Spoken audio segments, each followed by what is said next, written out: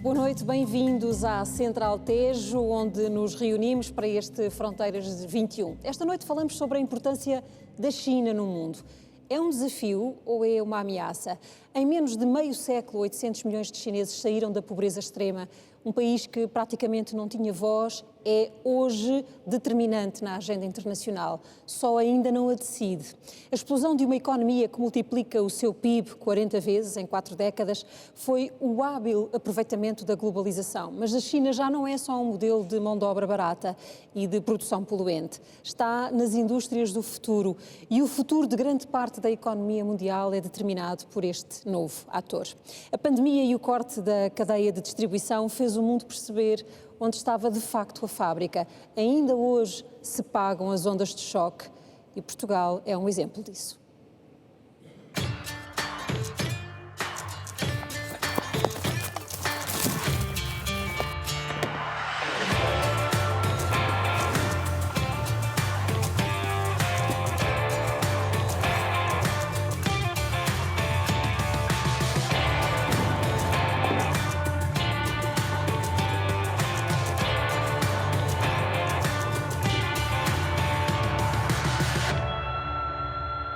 A borboleta bateu as asas lá no Oriente, lá no fundinho do Oriente, e tem-se repercutido pelo mundo inteiro.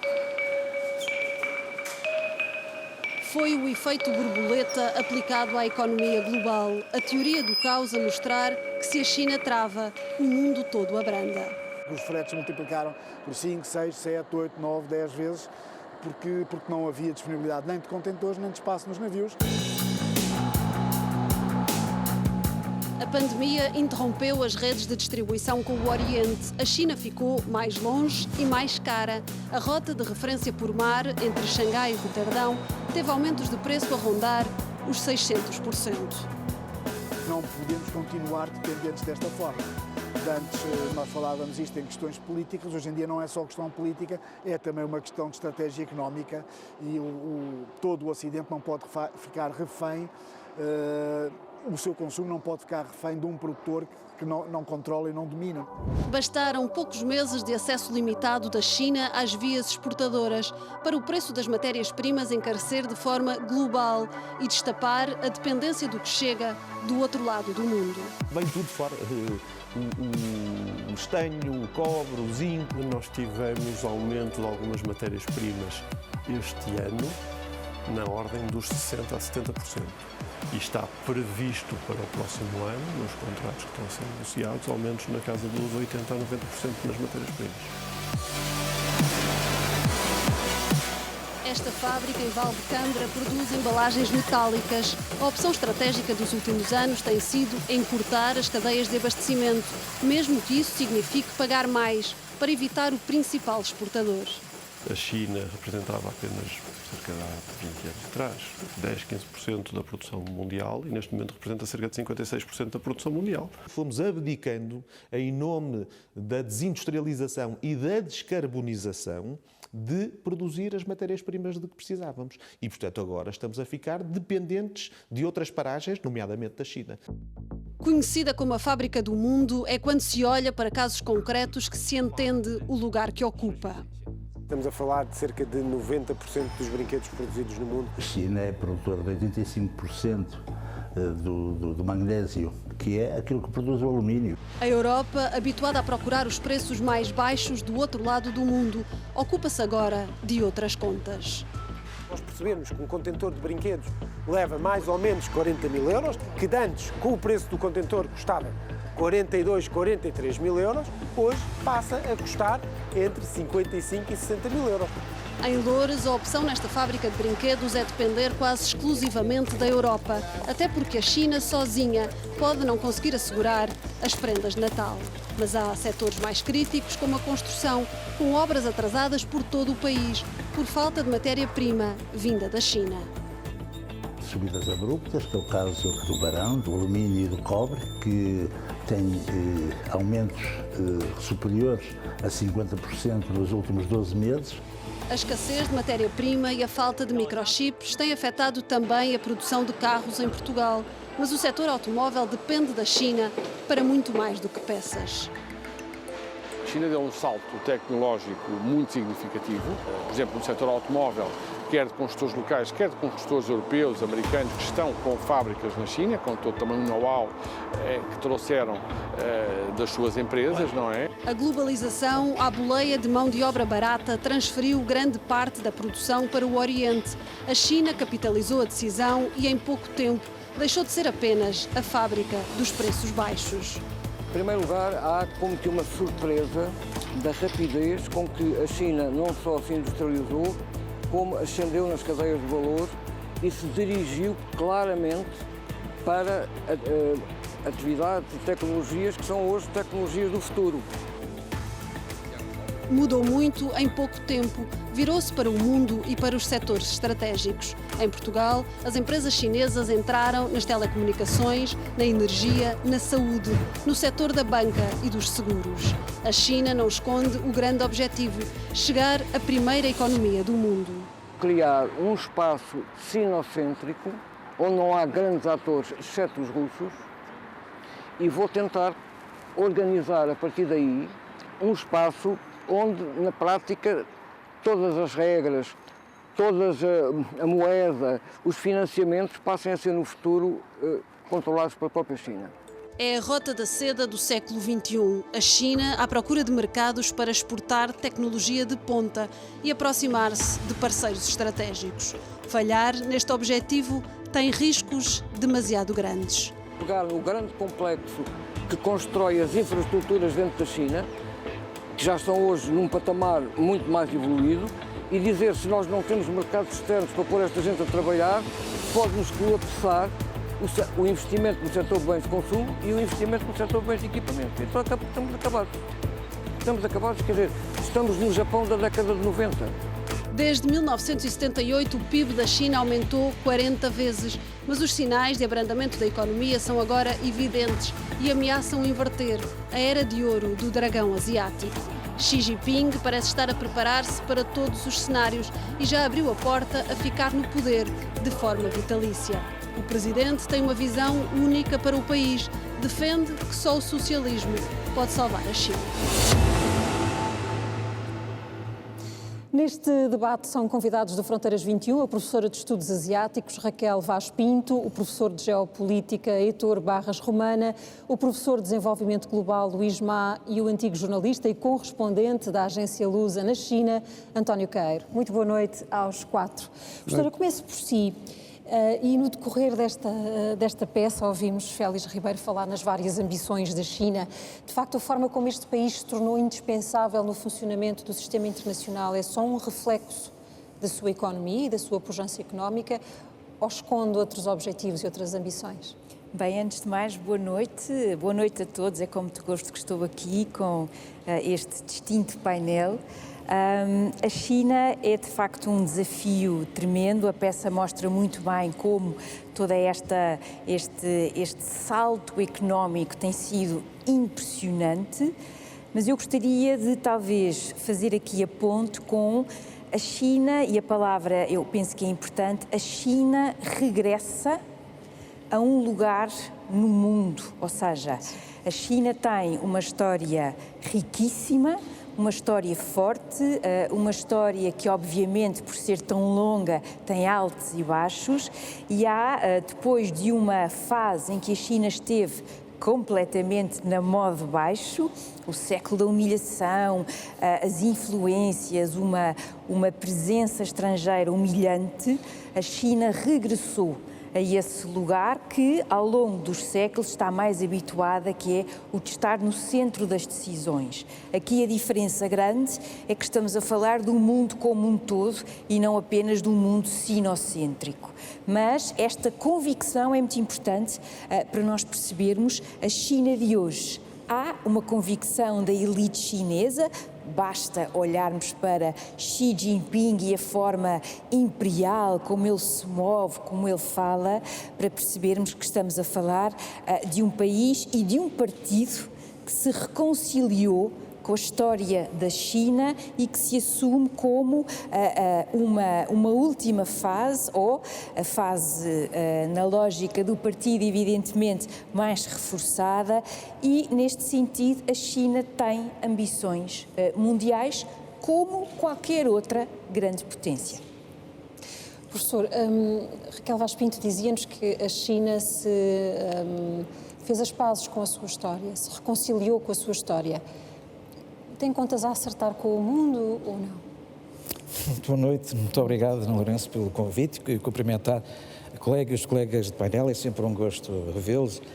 E antes de dar qualquer, indício de resposta, ocorre-me, quando vinha a caminho aqui deste encontro, deste debate, uma conversa tida há uns anos atrás com um professor norte-americano da Universidade de Pequim, que falava de quem estuda a China, a importância de estudar a China, e dizia-me ele que, dando o seu exemplo, naturalmente, que eu penso que é extensivo a todos aqueles que procuram um dia estudar a China, dizia-me o professor que ao fim de um ano, quem começa a estudar a China, ao fim do ano escreve-se um livro, ao fim de 2, um artigo, e ao 4º ano já não se diz a ninguém que se anda a tratar daquela matéria, tal é a complexidade da temática a estudar. E, de facto, e se olharmos, por exemplo, para os exercícios tentativos de aplicação da teoria das relações internacionais como nós a conhecemos, à realidade geopolítica, geoeconómica e geoestratégica da China e à sua política externa, de uma forma mais ampla, verificamos que os modelos de análise que hoje nós dispomos não parecem dar a resposta que qualquer quadro de análise mais aprofundado necessitaria. Isso significa que o modelo de análise, ou melhor, que falta criar um modelo de análise para percebermos melhor como é que é este processo, que é um processo permanente na história da China. Eu partilho a tese da minha colega Raquel Vaz Pinto, quando diz que a China procura recuperar a sua posição no mundo, que é fortemente marcada por aquilo que passou no século XIX, com os tratados desiguais e com aquilo que consideram ser, e depois até à Constituição da República da China em 1949, um século de humilhações para o povo chinês, e de certa forma há um acertar de contas, não com o mundo, mas com a própria história da China. A China debate-se com um problema, diria, de princípio, e que Lucian Pye, o grande politólogo norte-americano, descrevia muito bem quando dizia que o grande drama da China é que é uma civilização que é obrigada a transformar-se em Estado. Aliás, isso é visível quando é implantada a República em 1911, não é?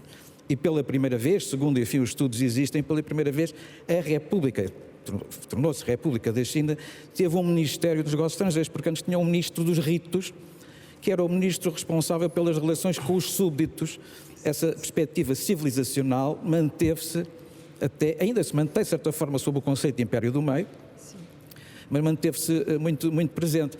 E o encontro com o mundo faz, como diz Lucian Pye, da transformação da civilização num Estado.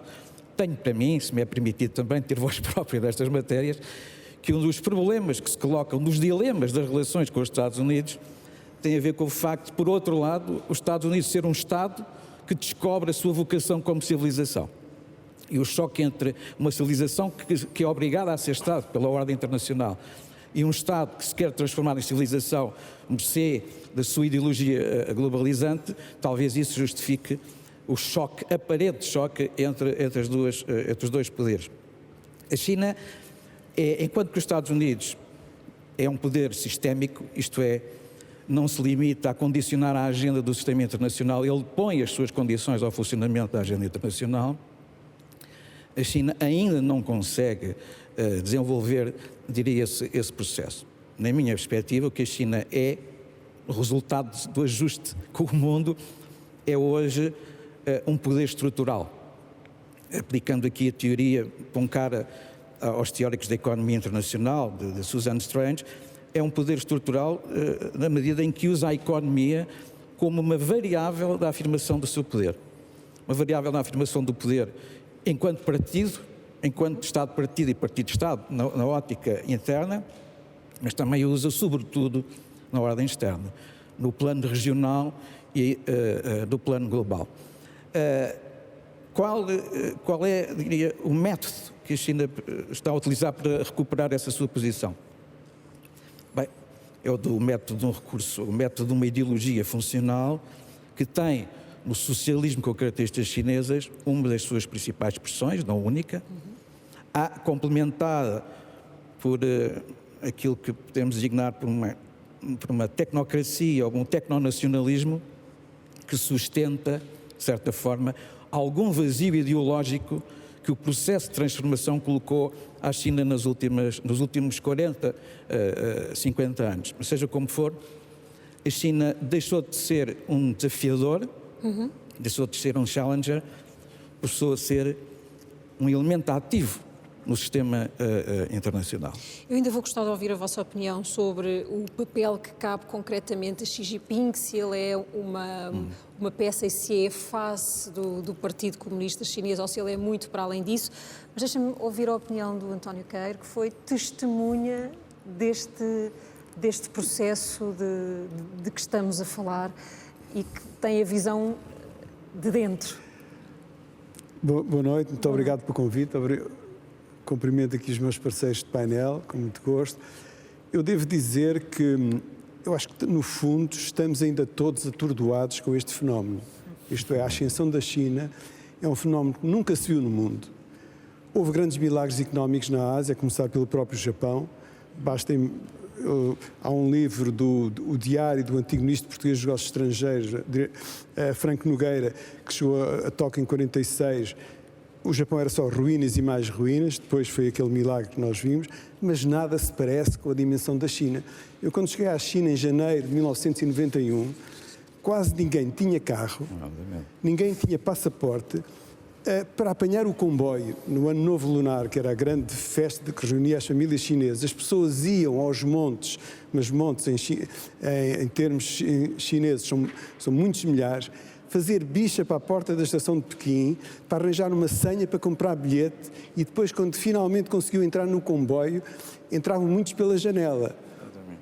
30 anos depois, há dezenas de milhões de chineses que passam férias fora da China continental, compram o bilhete na maior rede ferroviária de alta velocidade do mundo, e isto tudo num espaço absolutamente alucinante. Portanto, quer pela dimensão, quer pela vertigem, quer pelo número de participantes ou de atores deste processo de transformação, não tem paralelo. Estamos a falar de 1.400 milhões de pessoas e num tempo que absolutamente recorde, no espaço de uma geração. É surpreendente para o mundo, ainda não nos habituámos a isso, não estávamos a contar com isso. Em muitos aspectos, isto desafia o entendimento ou as perspectivas que muitos politólogos tinham acerca da evolução das sociedades humanas, nomeadamente depois do que parecia ser o triunfo da chamada democracia liberal, com a queda do Muro de Berlim e o colapso da União Soviética. O Partido Comunista Chinês mantém-se no poder. A China, aliás, em 89 foi o cenário da primeira grande rebelião contra o sistema comunista. Estamos a falar da primavera de 89, ainda havia o Muro de Berlim, ainda havia a União Soviética. Os partidos comunistas estavam no poder em toda a Europa de Leste e, no entanto, desapareceram todos e o Partido Comunista continua lá, em Pequim, presidindo um milagre económico sem precedentes. Isto é surpreendente para nós, mas ainda é mais surpreendente para os chineses. Os próprios chineses não acreditam no que estão a viver, porque em certos sentidos foi demasiado rápido, subverteu todos os valores e toda a educação que eles estavam habituados. Todos os chineses, por exemplo, todos os chineses aprendiam desde a escola primária que havia duas coisas que era preciso não esquecer, que era a luta de classes e a humilhação nacional. Hoje a China, Pequim é a cidade com mais milionários do mundo. Portanto, essa parte foi esquecida, a humilhação nacional mantém-se, continua a ser lembrada, porque é uma das fontes de legitimidade do Partido Comunista Chinês. Mas quando pensamos na China, temos que pensar neste quadro humano a que nós temos que nos habituar. É como se fosse um submarino que começasse a emergir e de repente é que nos damos conta do tamanho dele. E como os chineses dizem, só se vê a montanha quando se está longe da montanha, quando se está lá em cima não se vê. E de facto, de repente, temos este grande gigante que vem desarrumar uma casa que estava arrumada de uma certa maneira e que não contava, porque a China não contava no mundo. A China só foi admitida nas Nações Unidas há 50 anos, fez agora 50 anos em 25 de outubro. e aliás com o voto de Portugal, que na altura era uma ditadura, mas votou a favor, como votou Israel também e outros aliados, os Estados Unidos não. Quem representava a China, era o governo que está em Taiwan atualmente e que estava ainda. Portanto, e na altura isso não causava um grande clamor, ninguém achava que isso fosse um escândalo. Como é que este partido, este governo, representa aqueles milhões todos? Não. A China também tinha a sua responsabilidade, porque era um Estado revolucionário e queria viver à margem, digamos, da ordem consagrada, da ordem internacional. Era um Estado revolucionário, no fundo. Isto para dizer, vamos falar mais a seguir de outros aspectos, mas nós estamos ainda nesta fase, nos habituarmos, nós e os chineses, a um novo mundo. E os próprios chineses, mesmo comunistas, embora os comunistas chineses sejam um bocado especiais, mas são comunistas, não é por isso que não são, eles próprios não esperavam ser tão cedo uma grande potência. De repente, o grande choque, eu vivi isso intensamente, foi a crise de 2008. De repente, o mundo desenvolvido, que era encarado como tal, Deng Xiaoping sempre disse isso, aprender com os métodos de gestão, os avançados métodos de gestão dos países desenvolvidos. E de repente esse mundo caía. E eram os próprios ocidentais que iam à China a partir de 2008, 2009, que diziam que a China é um motor da recuperação económica mundial. E a anedota que se dizia assim, que o capitalismo vai ser salvo pela Bolsa de Xangai, pelo Partido Comunista Chinês, que era, ainda hoje, a China representa para aí 30% do crescimento mundial. E, portanto, estamos todos a adaptar-nos a um novo mundo e que implica novos métodos de pensamento também, da nossa parte e da parte dos chineses, obviamente. Professor Luís Má, há uma forma ocidental de olhar para este percurso chinês e há uma interpretação diferente para quem olha a partir da Ásia? Antes de mais, boa noite e obrigado pelo convite. Se não sempre, Ana, queria voltar um bocado à história da reconciliação com a história, que é importante. Eu não sei se a Raquel tem o mesmo entendimento do que eu. Sim, a China retorna a uma posição muito importante em termos económicos.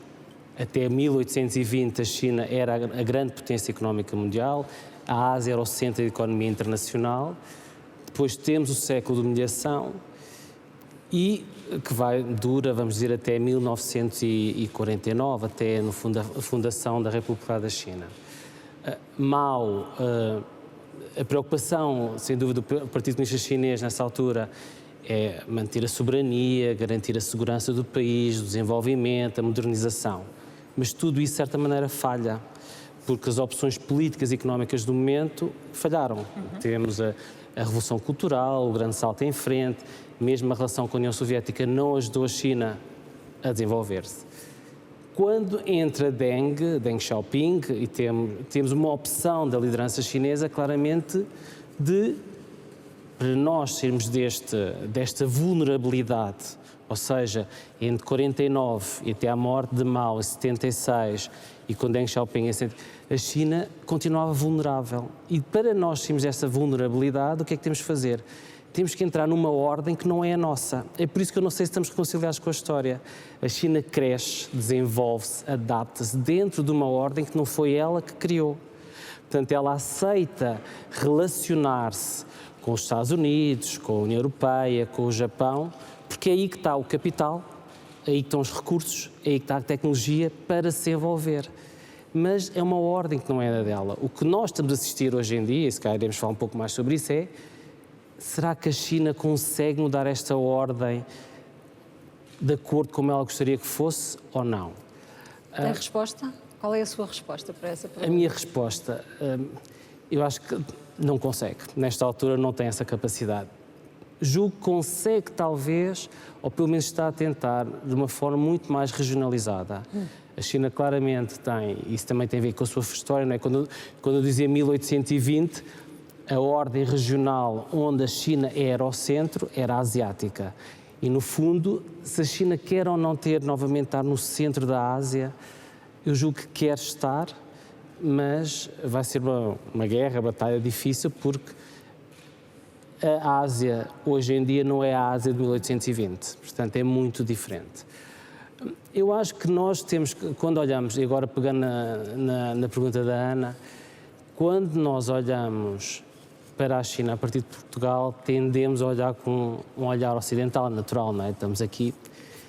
Eu, pessoalmente, gosto muito de olhar para o olhar asiático ou da região para a China. Porque geograficamente não podem escapar daquela realidade. A China é um colosso, em termos geográficos está ali à frente deles, portanto têm que lidar com essa China. E julgo que há muito para aprender como é que esses países negociam esta ascensão, esta emergência da China.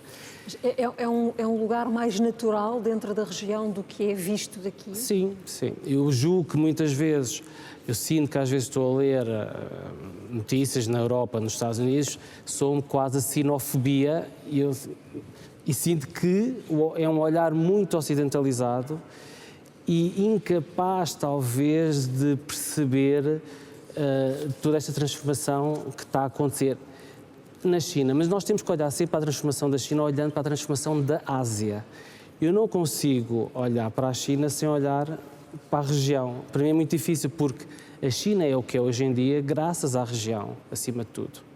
Portanto, e há esta tensão entre a China querer estar no centro da Ásia, ser ela a definir as regras do jogo, e a vizinhança a tentar lidar com essa ascensão chinesa. Portanto, esta tensão é constante. E vive-se num espaço mais cinzento. Aqui na Europa, acho que às vezes temos tudo muito black and white, como olhamos para a China. E isso perturba-me um bocado, mas é como é, portanto não... Mas não estando essas pazes, essa reconciliação feita com a história, o que resulta daí, ou o que sobra daí, é muita tensão pela frente? Sim, há uma tensão clara. A China vai tentando criar mecanismos ou instrumentos paralelos ao que nós chamamos desta governação económica global que sai depois da Segunda Guerra Mundial e que é liderada pelos Estados Unidos e pela Europa. Temos o Banco Mundial, o FMI, mesmo a Organização Mundial de Comércio. E a China tenta criar instrumentos paralelos, o Banco Asiático de Investimento em Infraestruturas, tenta ter iniciativas muito regionalizadas, tenta apostar muito na relação, acima de tudo, com a região. Portanto, é a minha leitura, a região asiática é a região mais importante para a China em termos de liderança, claramente, hoje em dia, e de impacto. Vamos tentar olhar para a forma como este socialismo utiliza o capitalismo, se ele é um instrumento, se é um instrumento temporário, se é uma espécie de acelerador de caminho ou se de facto já faz parte. Mas vamos olhar para alguns números, porque quando olhamos para números e estamos a falar da China, eles são sempre muito surpreendentes. Em 40 anos, esta economia passou de uma das mais pobres do mundo para a discussão do primeiro lugar de superpotência. Há previsões que apontam para a possibilidade da China ultrapassar os Estados Unidos ainda nesta década. O ritmo de crescimento do PIB neste mesmo período de 40 anos é vertiginoso. Os Estados Unidos multiplicam-no 5 vezes, a China multiplica-no 53 vezes. A China tem o maior peso de exportações em tecnologia, audiovisual, computadores, circuitos integrados, equipamento de escritório e telefones, com os principais mercados nos Estados Unidos, em Hong Kong, Japão, Coreia do Sul e Alemanha. E importa petróleo bruto da Coreia do Sul, circuitos integrados do Japão, ferro da Austrália, gás de petróleo liquefeito da Alemanha e carros dos Estados Unidos. O regime chinês fez um enorme investimento nestas décadas, um investimento em conhecimento.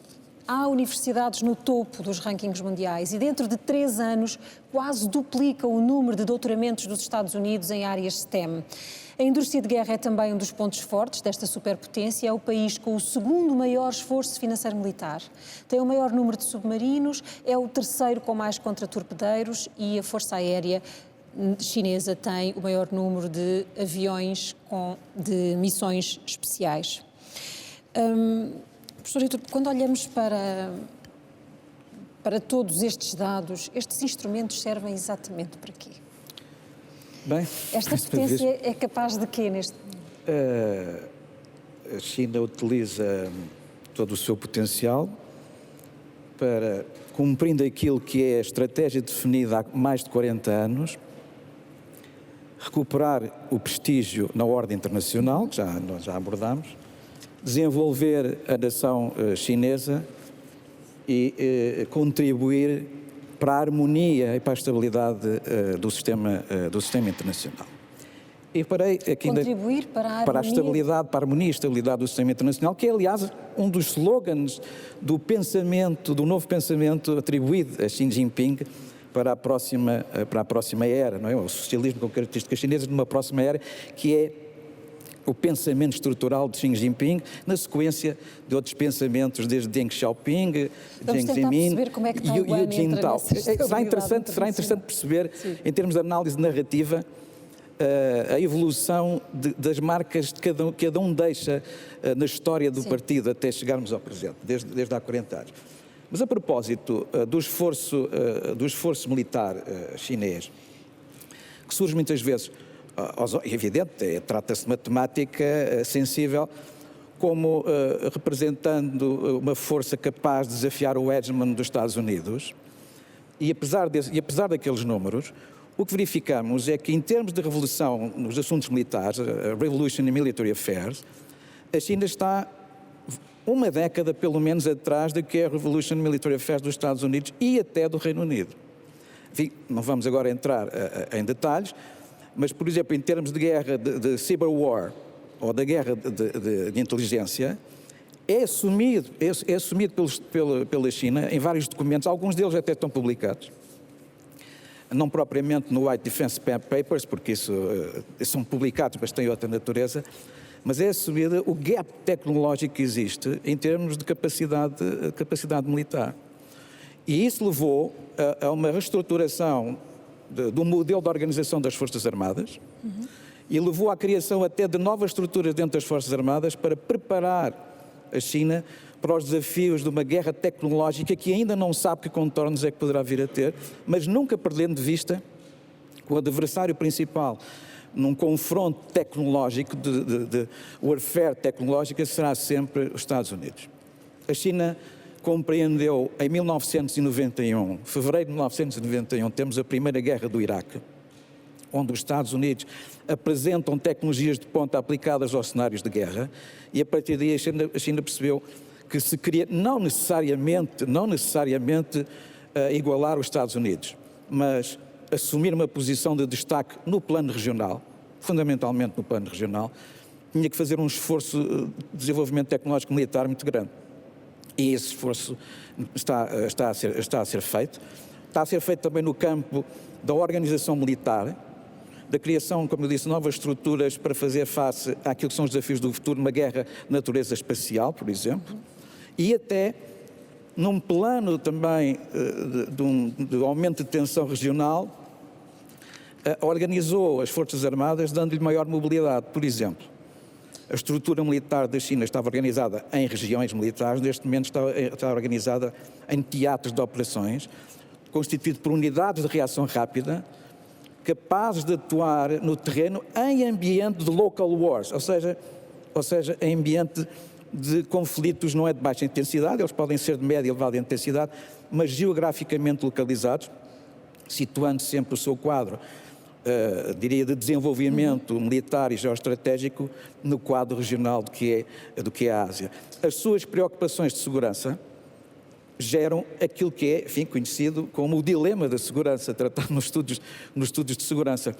O aumento das preocupações de segurança da China leva também a uma corrida ao armamento e às preocupações de segurança dos países da região e, naturalmente, a um maior envolvimento dos Estados Unidos da continuidade da sua Pax Americana para a região da Ásia-Pacífica, ou melhor, para a região do Indo-Pacífico, que é uma nova construção geopolítica, é uma nova narração geopolítica veremos, é muito interessante acompanhar qual será o seu impacto, porque não se trata só de uma narrativa, é de incluir, desculpe, eu vou terminar, é de incluir no arco da segurança da Ásia um ator que tem uma particularidade, geográfica, cultural, identitária, que é a Índia, mas incluí-lo num arco de democracia que nós podíamos designar D2D, Democracy to Democracy. Mas ainda a propósito, só para terminar, ainda a propósito do envolvimento da China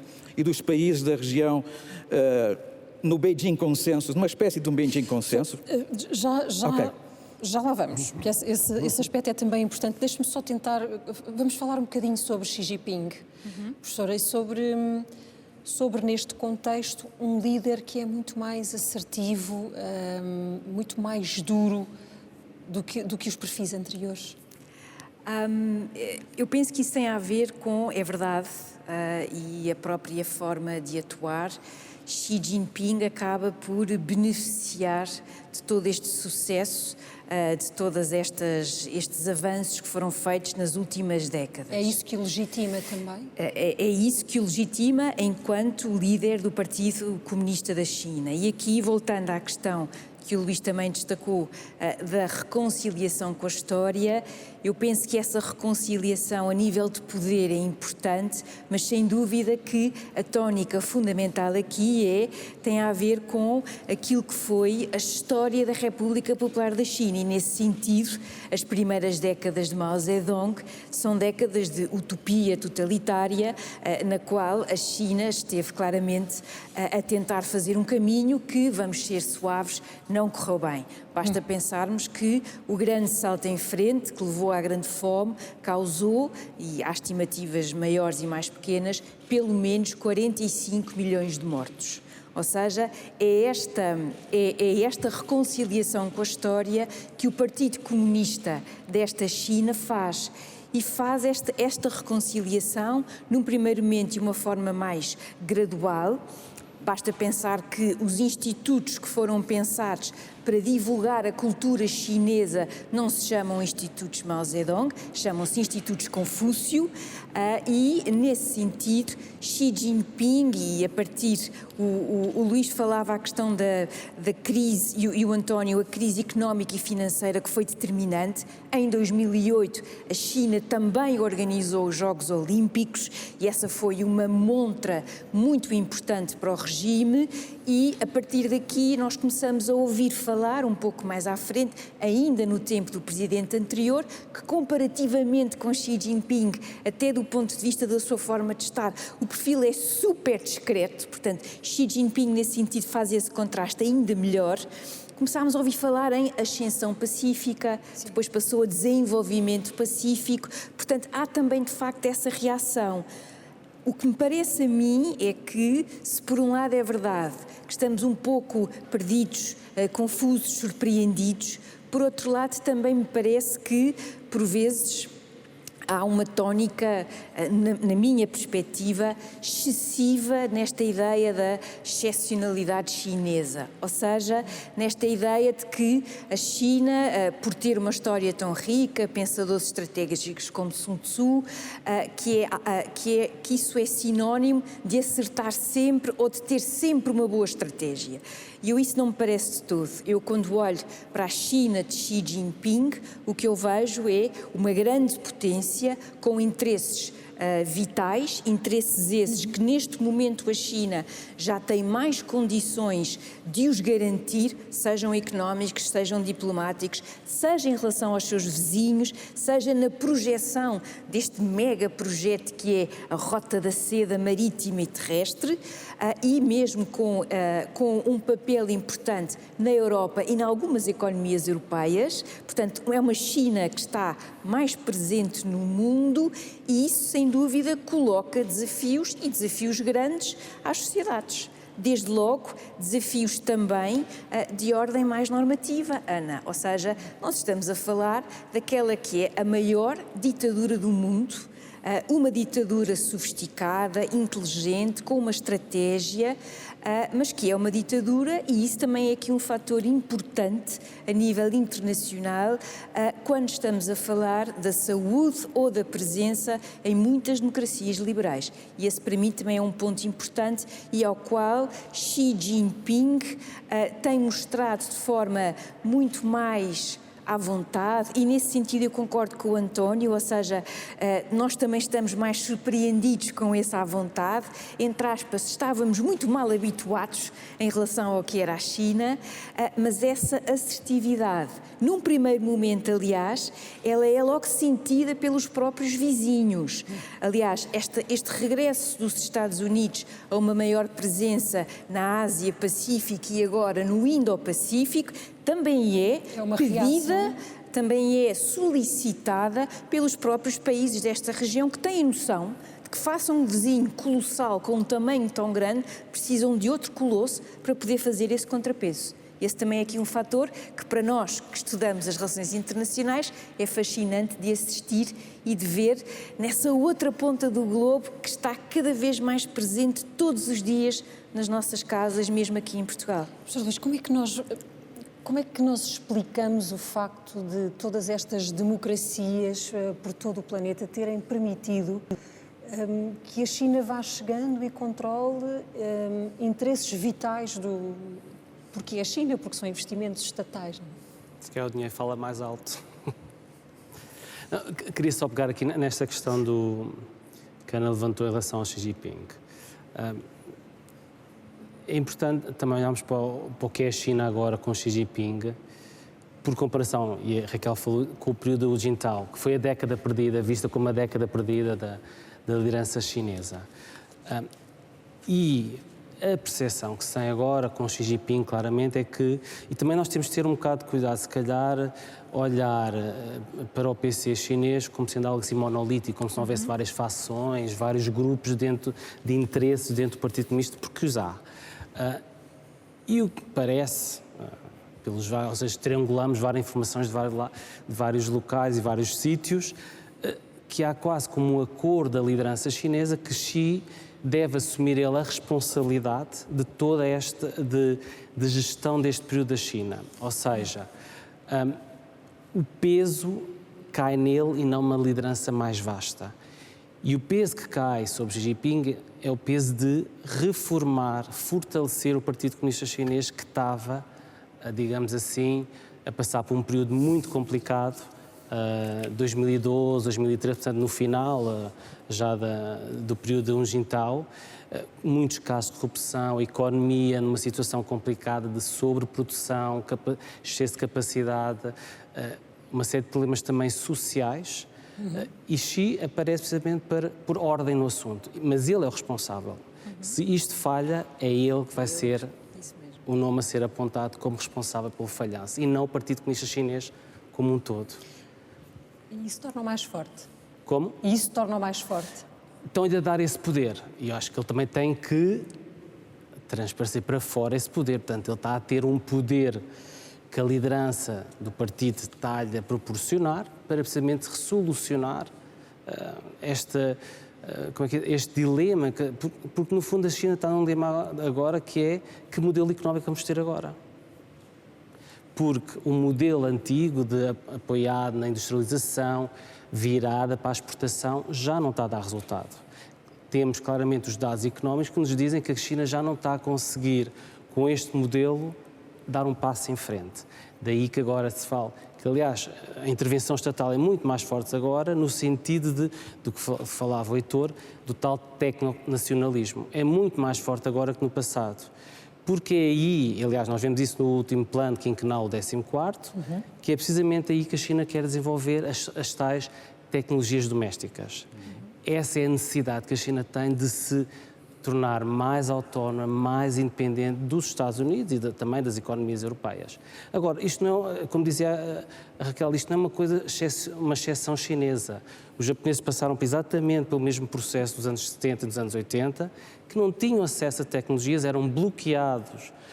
Quando o Japão se falava do Japão número 1, os Estados Unidos reagiram e basicamente placaram a ascensão do Japão.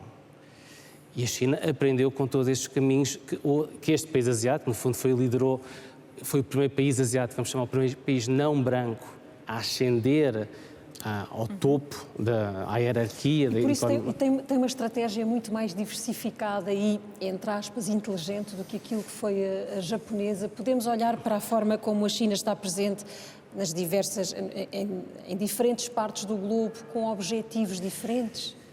O que é que a China pode explicar? Eu acho que há sempre, novamente, isso é uma percepção que nós temos aqui, que é quase como que há um desenho estratégico de como é que a China vai entrar.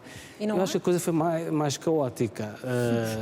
Aliás, E porquê? Porque há um livro fascinante que foi publicado em 2019, da Yu Yan'an, precisamente que fala nós temos esta visão que o desenvolvimento chinês é algo muito centralizado, top-down, todos seguir as regras que vêm dos planos nacionais.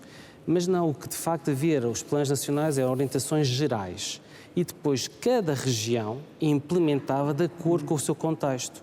Então havia a possibilidade de haver, cada região ter os seus próprios instrumentos, os seus mecanismos, desde que se alcançasse 3 objetivos: crescimento económico, geração de rendimento e estabilidade política. Isto era o fundamental. Agora, como é que vão chegar lá?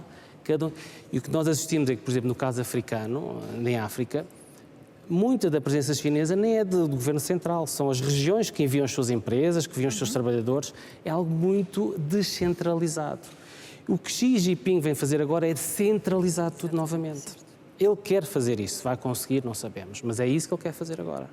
E daí tanto toda esta afirmação de Xi na China, para fora da China, isto são mensagens que ele também passa para a burocracia e para a administração pública chinesa.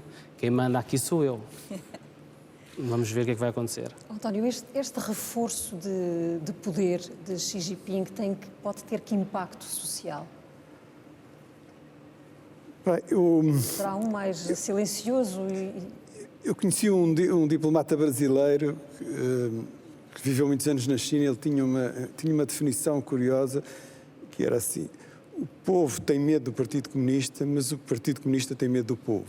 Há ali quer dizer, porque, apesar da ambição do atual presidente Xi Jinping de controlar tudo, norte, sul, leste, oeste, tudo sob a liderança do partido, é uma frase célebre dele, não é qualquer nem qualquer partido, mesmo com 95 milhões de filiados, que controla um país com aquela dimensão geográfica e com 1.400 milhões de pessoas.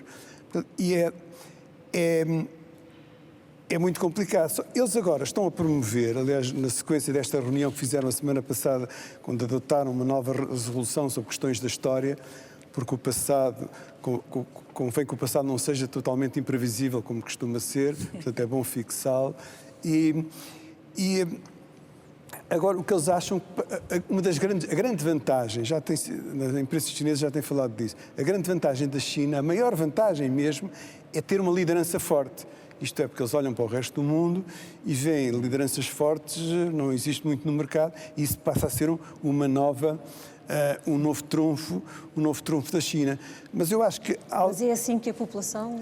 A população afere os seus dirigentes, não há outra forma, eles não têm propriamente eleições, certo, pelo nível de bem-estar material, a fonte de legitimidade. E, de facto, hoje, o governo chinês, as autoridades chinesas, não só por mérito deles, mas em grande parte também com o contributo dos capitais estrangeiros que chegaram à China, que se derramaram sobre a China, isto é, a China atual é também uma criação do Ocidente, e nomeadamente dos Estados Unidos.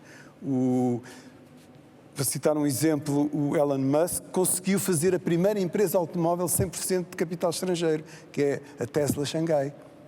Ninguém conseguia, havia um limite, 50% tinha que ser uma joint venture. A Volkswagen, todos eles passaram por isso, a General Motors, e ele conseguiu, e hoje tem uma grande fábrica em Xangai, que produz, que atualmente é cerca de 50 e tal mil carros, mas está preparada, foi construída em tempo recorde, como é normal, e é timbre da casa.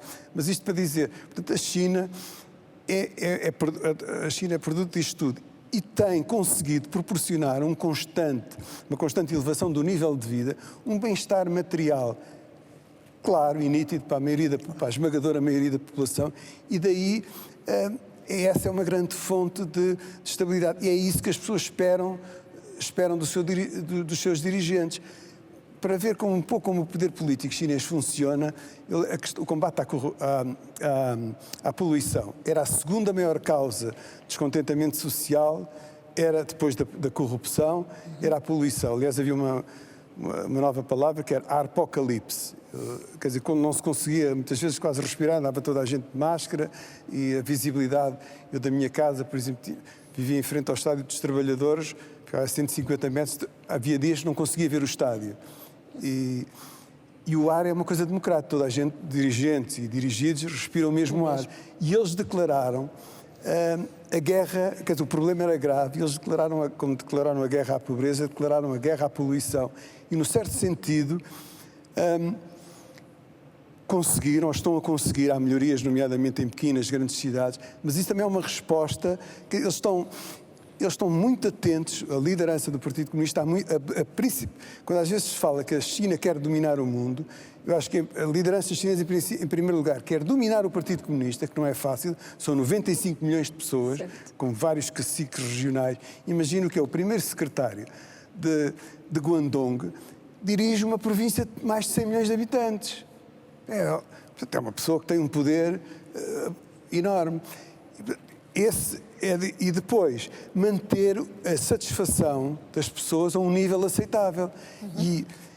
E quando, neste caso, a questão ambiental se tornou um fonte de descontentamento, eles no fundo procuram antecipar as grandes contradições, porque apesar da imagem imperial, como dizia a Raquel, e a pose, aquilo é tudo muito coreografado, sempre que o Xi Jinping, o presidente Xi Jinping aparece, eu próprio já estou um bocado condicionado, digo sempre presidente Xi Jinping, não digo só Xi Jinping, mas... Com uma ligeira vénia. Depois uma ligeira vénia até, e não ergo o punho porque não sou militante, mas apesar disso, eles vivem sempre com a preocupação de manter o povo satisfeito, de evitar, antecipar quaisquer conflitos, quaisquer tensões sociais, porque isso... Os jornalistas, uma anedota, os jornalistas estrangeiros eram sempre, no modo geral, os ocidentais, eram sempre vistos uma espécie de espiões. Estavam sempre a acusar-nos de vocês só dão as notícias negativas, vocês só privilegiam as coisas más, os dissidentes, mas se vocês só cobrem os descontentes, imaginem o que é, porque 10% de descontentes na China são 140 milhões de pessoas. E, portanto, eles contam que isso é um fenómeno que os preocupa e que afeta a sua atividade política. Portanto, eles procuram sempre antecipar-se ligeiramente à população. Mas, mesmo assim, apesar dessa imagem que eles a China é dilacerada por muitos conflitos. Aquilo que eles chamam os incidentes de massas, a linguagem oficial, que são os incidentes que envolvem mais de 100 pessoas, mas, em muitos casos, envolvem mais de 10 mil, são frequentíssimos, são às milhares. Como greves, como protestos, e apesar do controle sobre a internet e sobre a informação, há uma grande tensão e agitação social e nos meios académicos há um debate profundo sobre o futuro da China. Muitos chineses académicos, e não só, também já estão um bocado cansados de viverem sempre numa toada de luta, sempre num espírito revolucionário. Podemos estar perto do momento em que a população, e ela já não é uma população ocupada na sua pobreza, na sua miséria extrema, em que uma classe média pode exigir que se abram as portas? Podemos estar perto desse momento? Isso era sempre uma das interrogações, porque, de acordo com o que se via no Japão, na Coreia do Sul e noutros países, que com o aumento da prosperidade e a emergência de uma classe média que manda os filhos estudar para o estrangeiro, passa férias fora no estrangeiro, que isso seria acompanhado por uma exigência de maior pluralismo. Isso não se verificou nos moldes em que nós estávamos à espera, nós, ocidentais, estávamos à espera, ou que costuma acontecer, mas acontece de alguma maneira, e devemos ter presente que a capacidade que aconteceu em 89, a supressão do movimento pró-democracia, que na altura agitou a China, não foi propriamente as polícias a dar umas cacetetas, foram os blindados do Exército Popular de Libertação que atuaram. E isso é suscetível de dissuadir uma oposição mais organizada. Mas a resposta das autoridades a isso também foi surpreendente, porque as reformas económicas acentuaram-se depois disso. Aliás, a Bolsa abriu. Não havia Bolsa, abriu em Xangai a Bolsa de Valores, a seguir a 89. E depois todo o chamado... o socialismo de mercado, como eles dizem, mas dizem-se, normalmente a gente tem que pôr o adjetivo socialista para os conservadores aceitarem. Na realidade, pretendia o incentivo à iniciativa privada propriamente dito, resultou de uma espécie de pacto secreto, não escrito, digamos assim, entre a população e a liderança do país. Isto é, cala-te e enriquece-te. Isto, de facto, eles têm-se vindo a enriquecer, não há dúvida nenhuma, e estão relativamente calados, mas não tanto como a gente pode pensar que estamos calados. Eles sabem, estou agora a falar direto à pergunta que a Ana fez há pouco, na introdução, como Partido Comunista, uma das mais constantes e permanentes preocupações deles, sob a liderança de Hu Jintao, ou agora sob a liderança de Xi Jinping, é porque é que o Partido Comunista Soviético falhou. Porque, apesar de tudo, é a grande matriz, é o partido de Lenin. O marxismo-leninismo ainda é um princípio cardeal do Partido Comunista Chinês. Porque é que aquilo falhou? E eles isso estudam permanentemente, é uma obsessão. E, de acordo com a leitura dominante, falhou porque abrandaram o trabalho ideológico e admitiram o pluralismo. No fundo, não dizem esta segunda parte, sou eu a interpretar, mas abandonaram o trabalho ideológico, isto é, leia-se na prática, abdicaram do papel dirigente do Partido Comunista e aceitaram um certo grau de niilismo histórico. Isto é uma expressão agora da atual liderança. Isto é, começaram coisas que nesse aspecto na China há um grande retrocesso. Pegando agora nesta resolução das questões da história, enquanto a segunda, que foi feita sob a liderança de Deng Xiaoping, 81-82, reconheceu os erros de Mao e teve aquela célebre fórmula que teve 70% correto, 30% errado. A matemática é muito importante na China e tudo tem que ter uma tradução numérica. Mas agora não há referência nenhuma aos erros. Isso, tudo o que seja reavaliar o passado é visto como propiciador do que chamam o niilismo histórico. Por isso, é das profissões mais difíceis na China, deve ser a de historiador. Vamos introduzir aqui na nossa conversa o contributo de um autor britânico, Martin Jacques, que já vendeu mais de 350 mil exemplares do best-seller Quando a China Governa o Mundo, o fim do mundo ocidental e o nascimento de uma nova ordem global. Este autor critica a falta de conhecimento com que se faz a maior parte do debate sobre a expansão meteórica da China, já que se defende que não há nenhum risco de Pequim querer fazer conquistas do ponto de vista militar ou político. Entrevistado pelo jornalista Filipe Dias Mendes para este Fronteiras 21, Jacques diz que, no entanto, o mundo tem de preparar-se para ver o centro de gravidade mudar do Ocidente para a região Ásia-Pacífico. Martin Jacques é um autor inglês, jornalista, professor convidado em universidades de Pequim e Xangai, foi investigador na Universidade de Cambridge e na London School of Economics. É também autor do best-seller Quando a China Governa o Mundo, traduzido em 15 idiomas, já vendeu quase 500 mil de cópias. Mr. Martin, thank you for this interview. I suggest we start with the scenario that China actually becomes the first economy in the world in 7 years, as some recent studies suggest. You said this will change the international order. In what sense is that? Well, obviously, the country with the largest economy has a great deal of power and influence, and this will be a major factor, I think, in the constellation of global forces, if you like.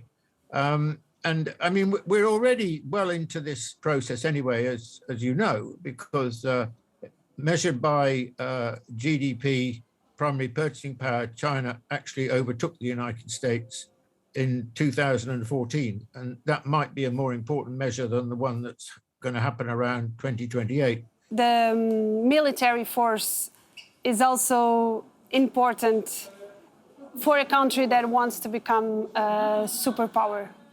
China is way behind the United States in terms of its military capacity or even its military expenditure. And even if it accelerates this, it's going to still be a long way behind the United States. And I think this points to something very important about China, and that is it is not, as we say in English, a chip off the old block. It's not going to be, it isn't like the United States and a European power like the UK. It has a very different history and culture. And it's never really, even in 2,000-year history, majored in a significant way on its military capacity.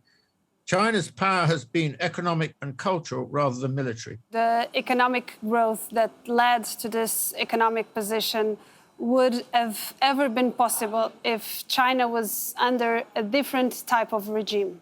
One can never be sure, but I think it's extremely unlikely. because for such a huge country, it was extremely weak. And the great achievement of the Chinese Communist Party, and this needs to be acknowledged, has been to put China back together again.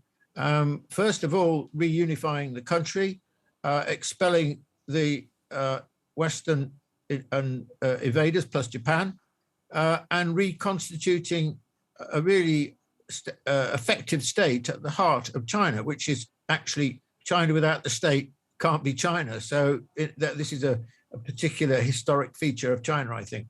But it wasn't until Deng Xiaoping in 1978 that we saw these electrifying growth figures for 35 years growing at 10% or more.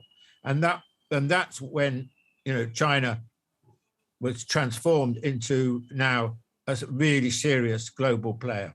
We have seen in Europe growing Chinese presence in key sectors. In Portugal, for instance, we have Chinese companies in sectors like communication, energy, banking, health services. Well, the list is long. As you see it, what is the ultimate goal in these investments? Well, I think that what happens with economies when they grow, when they expand, they don't just expand within their own borders. They expand beyond their own borders. But more recently, it's become a major overseas investment. You know, the Chinese companies, probably those involved in Portugal, are very large companies. And so they look to develop their interests elsewhere. I mean, is there an ulterior motive? Yeah, I think they want to strengthen themselves as Chinese companies. And do you understand the fears some have concerning this presence? I think there are two reasons why China worries people. One is what I would call mainly a hangover from the Cold War. The second problem, I think, is the fact that China's been, you know, before the period since 1949, China was invisible for 200 years, makes it very unfamiliar to us. So we don't really know, people don't know very much about China. So I think that's a second factor. And the third factor, which is very important, is that it's so big. You know, it's got 1.4 billion people. So I think there's this feeling, well, got to look at that size of China, you know, what's it going to do, you know, when it's really strong, when it's really modernized. We need to get used to a world where first, the center of gravity is no longer in the West. The center of gravity is, let's say, on the Sino-Indian border. That's exactly where it's going to be. Did China surprise you in this decade? Where I've been surprised is the speed with which it moved from the position that it had adopted since Deng Xiaoping in 1978 until around 2010, 2011, which was relatively, you know, the slogans were hide your capability, you know, don't show leadership and so on. In other words, you know, get on with trying to make the country richer and stronger. With the election of Xi Jinping, is China's really turned outwards and become proactive in a way that it wasn't previously. And that was the big change. And I thought it would take a bit longer, but it hasn't. And therefore, some of the consequences of that, for example, the shift in the United States towards a much more aggressive attitude towards China has come partly in the wake of that. Thank you once again for this interview. Thank you. Thank you very much. A visão de um académico que não é propriamente muito consensual, mas já lá vamos. Vamos continuar a olhar para alguns dos números que descrevem esta China. Falta-nos ainda falar sobre o enorme problema demográfico do país. Em 1981 eram 1.000 milhões de pessoas, são hoje mais 400 milhões, mas o país está a ver cair a taxa de crescimento anual. Esta década a taxa caiu para metade da década anterior, apesar do Estado estar a pedir às pessoas, às famílias, para terem mais filhos.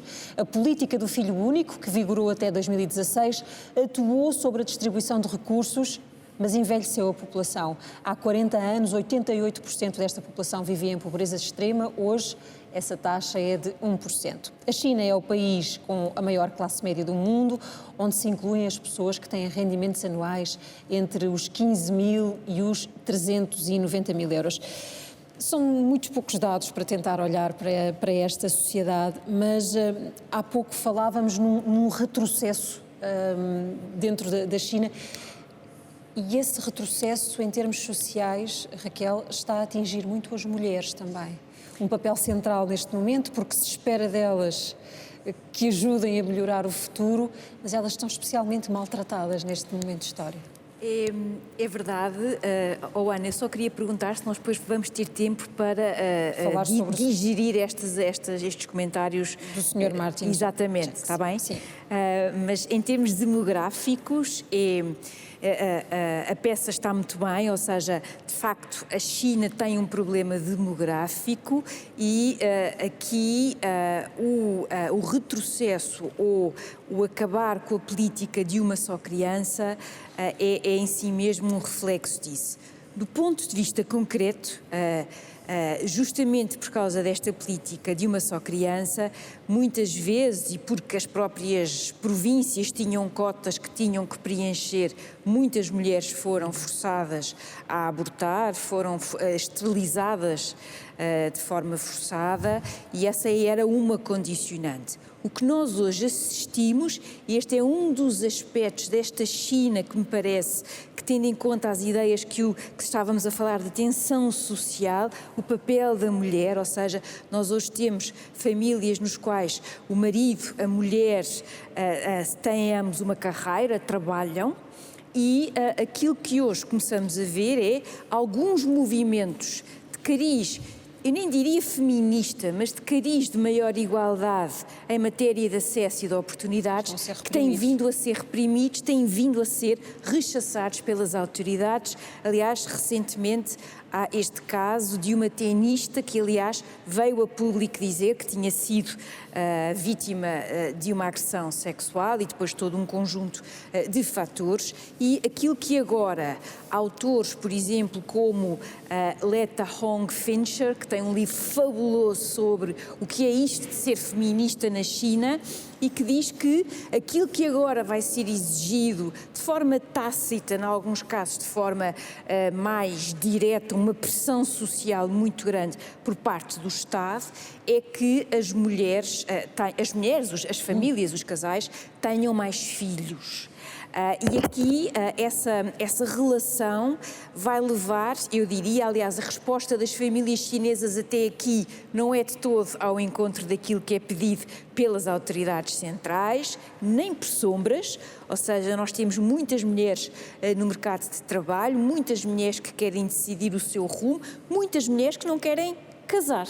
Ou seja, que querem fazer a sua vida enquanto solteiras. E aqui parece-me que há um ponto importante, até porque uma das grandes promessas desta sociedade mais igualitária era a representação dos homens e das mulheres. Ora, quando nós olhamos para o que é a elite do Partido Comunista da China, as mulheres ou não estão presentes ou é uma representação absolutamente nula.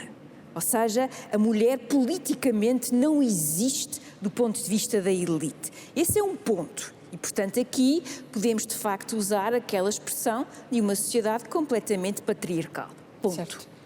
Agora, no concreto, nas vidas destas famílias, que justamente por serem filhos únicos, têm nos seus ombros as preocupações da velhice dos seus pais, as preocupações da velhice dos seus avós, o que nós estamos a assistir hoje é uma repressão fortíssima dos movimentos mais feministas, é claro, é evidente, aliás, na tónica da própria repressão maior liderada por Xi Jinping. E aqui estes movimentos, a expressão das mulheres em toda esta sociedade, eu diria que é um dos pontos fortes e um dos pontos nos quais nós vamos assistir, e estamos a assistir, a uma grande tensão social, porque muitas destas mulheres não querem voltar atrás no sentido das opções que tomaram ou querem tomar em relação ao seu futuro. Muito bem. Vamos então voltar à entrevista muito rapidamente de Martin Jacques, porque todos os meus convidados foram acenando que não com a cabeça, professor, quer abrir as hostilidades. Não se trata de abrir hostilidades. Na opinião deste, eu concordo em 80%, se puséssemos em percentagens dos comentários e apreciações feitos pelo professor. Só, enfim, causou-me alguma estupefação a referência ao centro de gravidade no mundo, na China e na Índia. Bem, não vamos agora falar da Índia, a não ser que seja pela variável demográfica, naturalmente, são cerca de... Isto é um trabalho do Danny Quah, que está em Singapura, e que okay. faz uma análise não sei qual é o termo que ele utiliza. Então, desde que tenha geo, impressiona, naturalmente. E eu que o diga. Mas a propósito ainda do centro de gravidade na China, recuperando mais uma vez as questões da geoestratégia e da geopolítica e da geoeconomia, naturalmente a China é o centro de gravidade na Ásia. Agora, essa construção, essa nova narrativa do Indo-Pacífico tem muito que lhe diga. E é o centro de gravidade. E há um aspecto muito curioso, eu vou voltar um pouco atrás, neste ongoing, que é apesar de falarmos nas tensões no quadro da Ásia-Pacífico, ou se quisermos, fazemos a cedência no quadro do Indo-Pacífico, as tensões que existem, mais latentes, menos latentes, não deixa de ser verdade que no plano das relações económicas, não é? No plano, diria, do que eu chamo do jogo das balanças comerciais, há uma interdependência, a tal interdependência que a Susan Strange fala, não aplicado naturalmente ao contexto asiático, mas há uma interdependência crítica extraordinária. E há um exemplo para mim muito recente. Os Estados Unidos promoveram, e não é o atual presidente, ou não começou com o atual presidente, a criação da tal quadrilateral, não é? O Quad, que é Índia, Estados Unidos, Austrália e Japão, para fazer face, é uma frente contra a China, ou pelo menos não é contra a China, mas para aplacar a China. Bem, o que é que verificamos? A Austrália está intimamente associada à economia da China e a China está intimamente associada à economia da Austrália. Mas, há pouco tempo, aliás, vai entrar agora em vigor, julgo que em janeiro de 2022, um acordo de comércio, não é? Que é o Regional Comprehensive Economic Partnership, que envolve a China, vários países do Sudeste Asiático, 4 pelo menos da ASEAN, mais a Austrália, o que dá um PIB astronómico, mais um mercado também elevadíssimo. Há aqui qualquer coisa que não joga bem na análise que nós fazemos sobre quer a ameaça, quer a tensão, ou então, por um lado, sobrevalorizamos a China ou desvalorizamos a China dependendo das circunstâncias. O que é facto é que a China, enquanto centro de gravidade da região do Indo-Pacífico, joga de forma muito hábil com, agora fala-se muito a propósito do Graham Allison, do livro do Graham Allison, sobre Thucydides Trap, não é? A armadilha de Thucydides, porque a emergência da China só pode significar que tem que haver uma resposta forte militar contra essa emergência, de certa forma estabelecendo aqui a conexão entre Esparta e Atenas, não é? Esparta é surpreendida pela emergência de Atenas e não resta outra coisa senão a guerra. A ideia de que quando uma potência tenta sobrepor outra terá de envolver... Mas a verdade é que isso até agora não se verifica. Claro está que esse centro da gravidade da China, que para mim é essencialmente regional, tem nuances de uma enorme profundidade estratégica, porque há um aspecto que eu gostaria aqui só de sublinhar. Putin disse que a grande tragédia do século XX tinha sido o fim da União Soviética. E eu digo que o grande desafio do século XXI em termos geopolíticos é o aumento extraordinário da profundidade estratégica da China, designadamente através da criação daquilo que ficou designado como o colar de pérolas, que é a projeção marítima. Não estou a falar da projeção continental, porque em termos de cultura estratégica tiveram sempre uma dimensão continental, mas a projeção marítima da China para fora da sua área de influência é algo extraordinário que merece também, provavelmente, outro debate. Pois, é que o problema da China é que tinha dado pelo menos para 50 fronteiras, assim, todo um ano. Professora, muito rapidamente, só que precisa, obrigada, sente necessidade de acertar ali. Eu também sinto. E eu estava-me aqui a torcer aqui sentada, porque de facto há aqui um ponto, o Heitor destacou muito bem estes pontos que são excelentes. Eu queria só destacar aqui um ponto em concreto, que é este mito de que a China não invade ninguém ou de que a China é diferente das outras grandes potências. A China, para não irmos muito na história, porque senão a Ana vai-me fazer aquele olhar sério, basta olharmos para o que foi a história do Vietnã, várias vezes invadido pela China, e aliás Ho Chi Minh, o grande líder, que depois da independência e da rebeldia e da força vietnamita, às tantas diz qualquer coisa como, bem, como é que nós não vamos aguentar os franceses? Se nós conseguimos suster os chineses e não sermos engolidos, aqui vai acontecer o mesmo. O ponto é, basta olharmos para a China invadiu o Vietnã em 79, já com Deng Xiaoping. Basta ver, por exemplo, a China, tal como os Estados Unidos, que é sempre uma comparação que se faz, a China foi avançando a progressão do seu território para o oeste. Pergunta aos tibetanos, pergunta aos uigures o que é que eles pensam sobre esse domínio militar e vemos claramente que a China, lá está, é igual a todas as outras grandes potências, tem um elemento militar fortíssimo. Ainda recentemente tivemos choques na fronteira entre a Índia e a China e nesse ponto de vista há de facto essa frição. Ou seja, eu estava-me aqui a torcer na cadeira porque há esta ideia de que mais uma vez há uma excepcionalidade. Não há. A China, tal como as outras grandes potências, tem um elemento militar importante, aquilo a que se chama o hard power, e, portanto, nesse sentido... E, portanto, se tiver que ser uma ameaça, ela será também uma ameaça. Claro, como os Estados Unidos o farão, ou outros países, talvez com menos pedalada que os Estados Unidos, também farão. Luís? Eu queria pegar mais na dimensão doméstica. Este argumento do Martin Jacques parte do princípio que a China vai conseguir ultrapassar os seus desafios domésticos e que são enormes. Um dos temas que julgo que aqui não... Um dos detalhes que não foi aqui mencionado, mas que é importantíssimo e que está na base deste novo caminho da China para a prosperidade comum é as desigualdades na China e a falta de mobilidade social. E isto está a afetar precisamente a geração mais nova. Agora há uns fenómenos que eles chamam de involução ou de ficar deitado, ou seja, há uma inércia junto da geração mais jovem em termos de contribuir para o país. Portanto, há esta questão, há a questão da urbanização, as diferenças entre as cidades e o campo, que é enorme, e há precisamente esta transformação da economia. Para onde será que a China consegue ultrapassar e, no fundo, ultrapassar o que nós chamamos de armadilha do rendimento médio? Porque, apesar de ter esta classe média bastante forte, o problema é que a classe média não está a crescer. E com este novo modelo da prosperidade comum, iremos ver o que vai acontecer, é algo que acontece este ano, a ideia é redistribuir, é tirando aos mais ricos, através de uma tributação fiscal mais redistributiva, impostos sobre as heranças, obrigar as grandes tecnológicas a ser filantrópicas, a criar fundações. Portanto, a questão é saber se tudo isso chega para fazer essa redistribuição. É algo que sai em agosto, portanto, em agosto que se começa a falar deste novo caminho.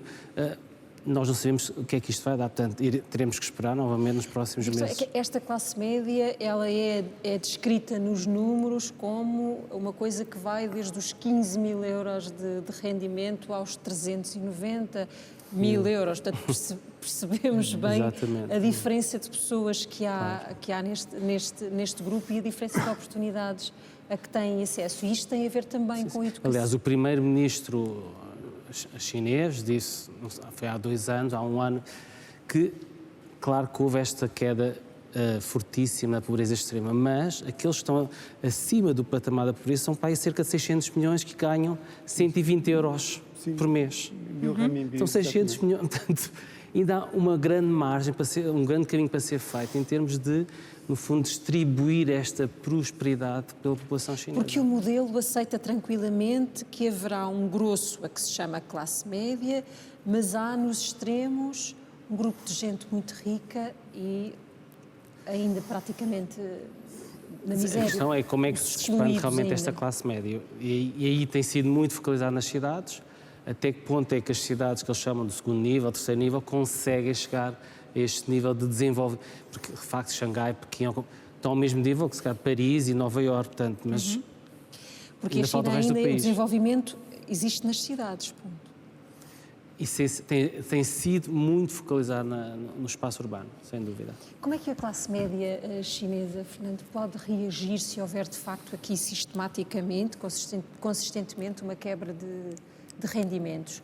Podemos ver pessoas a pedir um processo de democratização, aquele abrir de portas que falávamos há pouco, ou se já há sementes suficientes? Ana, eu tenho muitas vezes a sensação, isto é um preâmbulo, de que tudo o que se disser sobre a China, de bem ou de mal, está certo. E é tudo coerente, depende do ângulo com que se analisa as coisas, depende das peças do puzzle que se reúnem, mas de facto o Luís Má focou aqui problemas, nós falamos dos trunfos da China, mas falamos, indiciando quase uma ameaça, não é? Mas falamos menos dos problemas da China, que são enormes. Há muitos pobres na China. O primeiro-ministro Li Keqiang, ano passado, disse que havia 600 milhões de pessoas a ganharem 1.000 renminbis por mês. 1.000 renminbis, yuan. Renminbi quer dizer dinheiro do povo, e é o nome oficial da moeda. E 1.000 renminbis, um euro, são 7 renminbis e meio. Portanto, é dividir para ver que não é propriamente um grande, embora a capacidade de poupança dos chineses essa não é mitológica, é mesmo efetiva, e eles ganham 1.000, poupam 200, passam a ganhar 2.000, não gastam proporcional, poupam ainda mais. E essa capacidade de poupança é uma grande almofada, e a política de um casal, um filho, criou um efeito que não estava na mente dos legisladores da altura, embora aquilo estava acima da lei, porque era considerado uma política básica do Estado, foi decidido em 79 e já foi sendo alterada, agora já podem ter 3 até, e brevemente até acabarão com todas as limitações. Mas isso fez com que... Isso até tinha uma tradução futebolística, que era 4-2-1, isto é, 4 avós, 2 pais e um filho. O que significava que todas estas poupanças eram canalizadas para o filho único,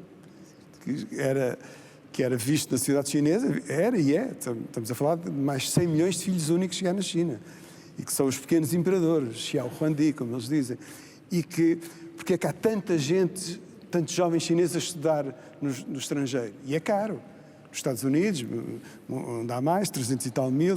É o investimento das famílias. É o investimento todo das famílias. Portanto, essa política que foi, do ponto de vista social, de efeitos psicológicos devastadores, isto é, a palavra irmão e a palavra tio vão desaparecer de muitas famílias, e é uma grande pressão sobre as próprias pessoas, não é? Imagino que é. Portanto, tem esse aspecto de absorver todas as poupanças desta gente toda, mas ao mesmo tempo é uma grande pressão, portanto o problema psicológico... Como dizia a professora Raquel, esses filhos únicos ficaram responsáveis por todos os seus antecessores. E depois, daí, portanto, o problema, entramos então diretamente na questão dos problemas, das dificuldades da China. O envelhecimento da sociedade é evidente, mas para o ano, a população, dentro de 2 anos, deverá começar a diminuir, de acordo com o censo que foi feito o ano passado. No próximo ano, 35 milhões de pessoas deixarão de estar na população ativa, 40 milhões passarão a ser Isso tem vindo a diminuir. pensionistas. Neste momento, há 17% da população que são, para não estar aqui a dizer, são uns... Mais 17% têm mais de 60 anos, a idade da reforma. O governo já está a falar de que, se calhar, temos que mexer na idade da reforma, mas isso... Apesar de tudo, há uma cultura proletária na sociedade, isso é considerado Nós aqui temos a expressão direito adquirido, mas lá o direito adquirido é super adquirido, é conquistado, não é? Portanto, aquilo não é fácil primeiro, mas já a questão está no ar. E a questão do desemprego, todos os anos saem das universidades, este ano deverão ser licenciados 10 milhões de chineses. Para o ano, 11 milhões, segundo as estatísticas do Ministério da Educação. E o desemprego que se mantém, o desemprego urbano, que é o único que é contabilizado, se mantém em torno, abaixo dos 5%, às vezes excede ligeiramente, às vezes fica um pouco abaixo, mas entre os jovens, dentro dos 16 e 24 anos, é o triplo, é 15%. Aqueles fenómenos culturais que falou o Luís Má têm a ver também com essa situação. Portanto, há muitos... os traumas sociais... Mas perante os traumas sociais, e há a questão, por exemplo, das deslocações das populações no interior do território, que muitas das vezes são crianças...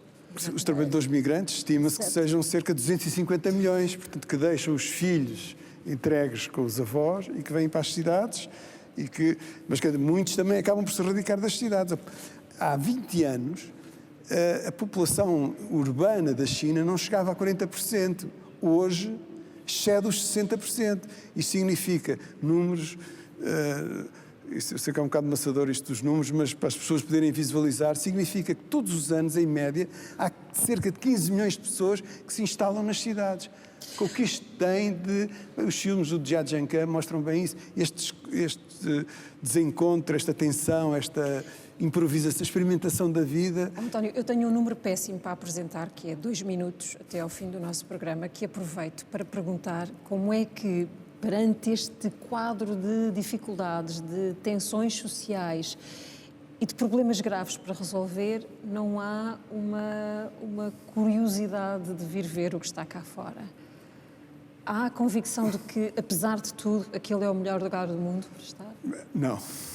Como é que eu isso acho que os chineses, devo dizer, que são dos povos mais curiosos, para não dizer besbilhoteiros. Numa viagem de comboio, ao fim de 5 minutos de conversa, o parceiro do lado já lhe está a perguntar...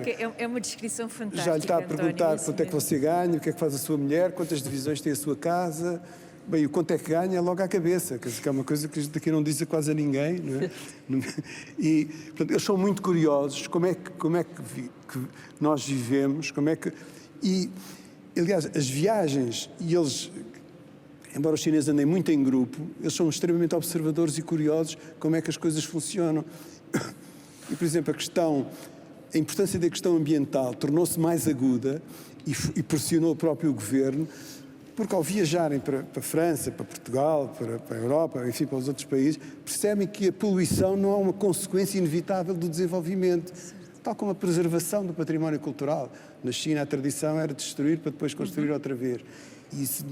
Quer dizer, quando um turista chinês fica diante do Parthenon, quer dizer, não há quase, mesmo a própria Grande Muralha, que é um ícone da China, além de ser um símbolo, pouca coisa é daquele tempo, não é? Pouca coisa remonta, de facto, remonta ao tempo do primeiro imperador. António, ficámos sem tempo. Agradeço aos 4 este debate, em que creio que eu, pelo menos, aprendi muito sobre a China. Obrigada aos 4, mas de facto precisávamos para este retrato de uma temporada de Fronteiras 21, que não vai ser possível. Muito boa noite, voltamos em dezembro com outro tema. Boa noite.